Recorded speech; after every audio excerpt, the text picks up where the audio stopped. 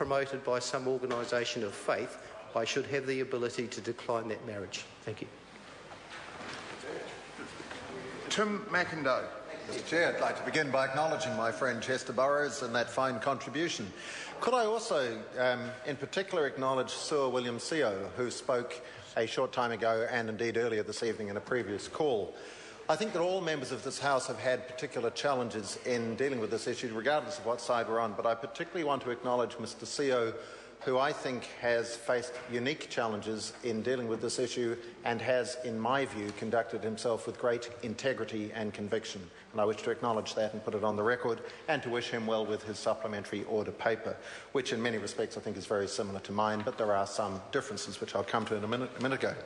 Mr. Chair, when I was interrupted in a previous call, I was just making the point that none of my constituents, with the exception of a few who had attended a meeting of the GLBT community just before the election, had any way of ascertaining what my views were on this issue. So that in casting their votes for a potential MP for Hamilton West, that can't have been something that they were taking into account. And that is one of the reasons why I felt that I should consider the call for a referendum on this issue. Because I have been criticised, as many in this House will know, for allowing my faith to influence my conscience vote in this matter.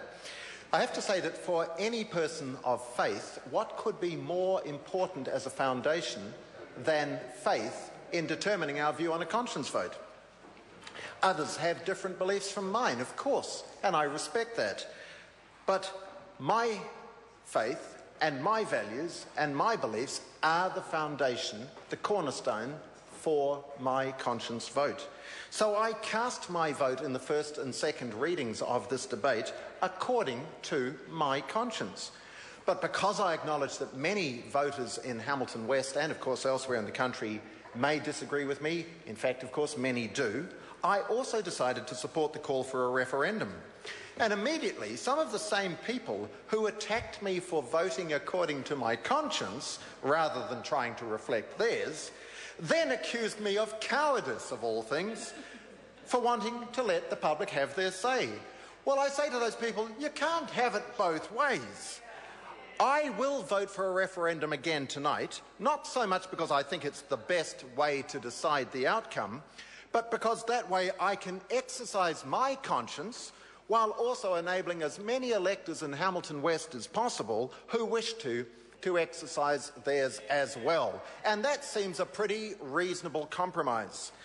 I want to turn back now to outline more of my thinking behind the supplementary order paper that I've tabled. And at the outset, I want to acknowledge my friend Mark Mitchell, who has this evening tabled an amendment to my supplementary order paper, and to say to members, I fully support Mark's thinking, and I urge members to support his amendment as well as my supplementary order paper. I thank Mark for the work that he has done on this issue. I think he has improved and clarified my SOP. When I was present for discussions in the Government Administration Select Committee, and that was on 2 occasions, there was considerable focus on whether those who, on the grounds of conscience, would not feel able to participate in a formal or professional capacity in a same-sex marriage would be respected and protected in that view. The majority of the committee, of course, said that they would be, and the bill's sponsor, who I acknowledge, who I think has conducted herself with decency and a real sense of determination in this matter, has also always promised that they will be protected. But the important thing is that legal opinion on this matter is deeply divided.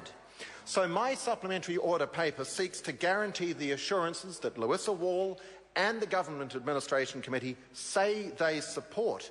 So I urge all MPs, whether in favour or opposed to the substantive bill, to support my amendment. And I want to read to you just some of the wording from Mark Mitchell's amendment, that no marriage celebrant is obliged to solemnise a marriage if solemnising that marriage would conflict with the religious or philosophical beliefs of the individual or of the religious body or approved organisation, if any, to which he or she belongs.